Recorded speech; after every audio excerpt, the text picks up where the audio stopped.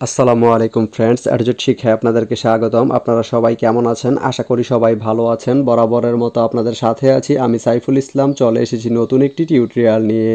So আজকের টিউটোরিয়ালটি কোন বিষয়ের উপর হতে চলেছে সেটা নিশ্চয়ই আপনারা টাইটেল এবং থাম্বনেল দেখে অলরেডি বুঝে গেছেন। তো আমি কথা বাড়াবো না, চলে যাব মেইন টিউটোরিয়ালে।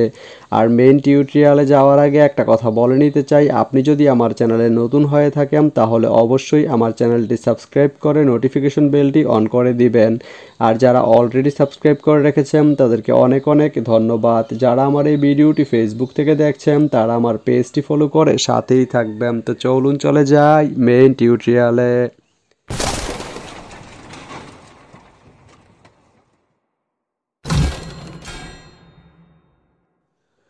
তো বন্ধুরা, আজকে আমরা জানবো আপনি রামু থেকে চকরিয়া যেতে কোন কোন ট্রেন রয়েছে, সেই ট্রেনগুলো ছাড়ার নতুন সময়সূচি, বন্ধের দিন এবং গিয়ে পৌঁছতে কতক্ষণ সময় লাগবে বিস্তারিত। তো আমি যদি আপনাদেরকে ট্রেনের সময়সূচিগুলো বলে দেই, আপনি রামু থেকে চকরিয়া যেতে প্রথমেই যে ট্রেনটি রয়েছে সেটি হচ্ছে প্রবাল এক্সপ্রেস। প্রবাল এক্সপ্রেস ট্রেনটি রামু থেকে ছাড়বে সকাল 10টা 35 মিনিটে এবং এটি চকরিয়া গিয়ে পৌঁছবে সকাল 11টা 31 মিনিটে। সোমবারের দিন এই ট্রেনটি বন্ধ থাকে।